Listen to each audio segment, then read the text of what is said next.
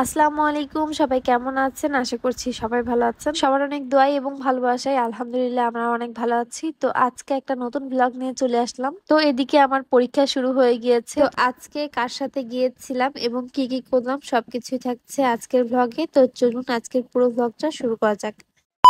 তো এই তো আজকে পরীক্ষার সময় ছিল 1:30-এ। তো সকালে খাওয়া দাওয়া করে একদম গোসল করে ফ্রেশ হয়ে বাবুকে ঘুম পাড়িয়ে আমি একদম রেডি হয়ে গিয়েছি। এখন তো এইচএসসি পরীক্ষা চলছে, আর এইচএসসি পরীক্ষার পাশাপাশি এইদিকে আমাদের অনার্স দ্বিতীয় বর্ষের ইনকোর্স পরীক্ষা শুরু হয়ে গিয়েছে। তো পরীক্ষার দিন সকালবেলায় গোসল করে গেলে মাথাটা অনেক বেশি ঠান্ডা থাকে, পরীক্ষাটাও আলহামদুলিল্লাহ অনেক ভালো হয়। তো এই তো আজকে পরীক্ষা দেওয়ার জন্য আমার সাথে যাচ্ছে আমার হাজবেন্ড। আমার ভার্সিটির সব কাজগুলো ও করে দেয়, ফর্ম ফিল আপ থেকে শুরু করে সবকিছু। আর পরীক্ষার দিনগুলোতেও চেষ্টা করে আমার সাথে যাওয়ার জন্য।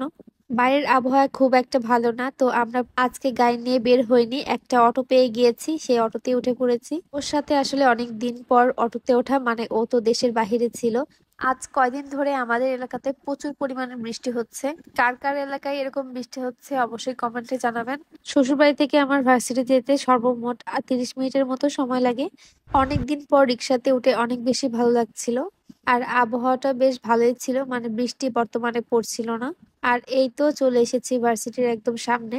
আমার কাছে পরীক্ষার আগের দিন থেকে শুরু করে পরীক্ষা দেওয়ার আগ মুহূর্ত পর্যন্ত অনেক বেশি টেনশন হয়। পরীক্ষার প্রশ্ন কেমন হবে, তারপরে রুম কেমন হবে, এগুলো নিয়ে আমার অনেক বেশি টেনশন হয়। তো বাবুর আব্বু যেহেতু আমার থেকে বেশি ভার্সিটিতে যাতায়াত করে, তো ও এখানে ম্যাডামের সাথে ফার্স্টে দেখা করতে গিয়েছিল।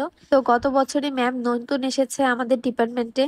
যেহেতু আমি সায়েন্সের স্টুডেন্ট আর আমাদের ডিপার্টমেন্ট হচ্ছে জুলজি, মানে প্রাণী বিজ্ঞান, তাই পড়াশোনার দিকে একটু বেশি নজর দিতে হয়। তো এই তো চলে আসলাম রুমে। তো এই তো ম্যাডামের সাথে কথা বলে আস্তে আস্তে আমার একটু বেশি দেরি হয়ে গিয়েছিল। তো বাবুরাবু ম্যামের সাথে কথা বলছিল, তারপরেও আমি চলে আসলাম কারণ আমাদের এক্সামের টাইম হয়ে গিয়েছিল। আমার সিট হয়েছিল একদম লাস্টে, মানে এটা যেহেতু ইনকোর্স পরীক্ষা, যে যেখানে বসবে সে সেখানেই বসবে। তো ম্যাম অনেকক্ষণ কথা বলছিল আর বলছিল নিয়মিত ক্লাস করার জন্য, যেহেতু আমি নিয়মিত একদমই ক্লাস করতে পারি না। তারপরে এই তো পরীক্ষা শেষে বাবুরাবু বাইরে দাঁড়িয়েছিল আমার জন্য, তো ওকে সাথে করে নিয়ে একটু খাওয়া দাওয়া করতে গেলাম। তো এইখানে চলে আসলাম একদম প্যাটিস, সিঙ্গারা এবং সমোচা গরম গরম খাওয়ার জন্য। তো এইখানে দাঁড়িয়ে আর খাইনি, একদম প্যাকেট করে নিয়েছি, বাসায় যেয়ে একবারে খেতে হবে। তো এই তো কিছু কেনাকাটা করে আবার বাসায় যাওয়ার উদ্দেশ্যে রওনা দিয়ে দিয়েছি। সত্যি বলতে আমার রিক্সাতে চড়তে অনেক বেশি ভালো লাগে। কার কার রিক্সাতে ঘোরাঘুরি করতে ভালো লাগে অবশ্যই কমেন্টে জানাবেন। আর ক্লাস করা হয় না, পরীক্ষা দিতেই আসা হয়। এই তো যাওয়ার পথে খুবই সুন্দর সুন্দর ফুল চোখে পড়লো। আজকে প্রথম পরীক্ষা শেষ হলো, এখনো 6টা পরীক্ষা বাকি আছে। এই রাস্তা দিয়ে যাতায়াত করতে খুবই ভালো লাগে, কারণ এই সাইডের রাস্তাতে শুধু ফুল আর ফুল। তো এই তো এখানে রিক্সা নিয়ে চলে যাব মজমপুরে।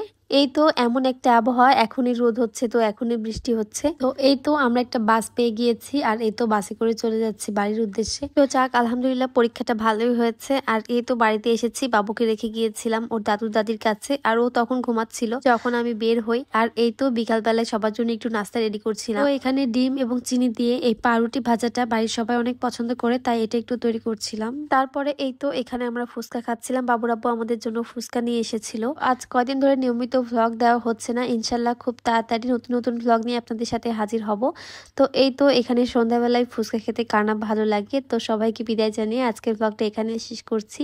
সবাই ভালো থাকবেন, সুস্থ থাকবেন, আল্লাহ হাফেজ, আসসালামু আলাইকুম।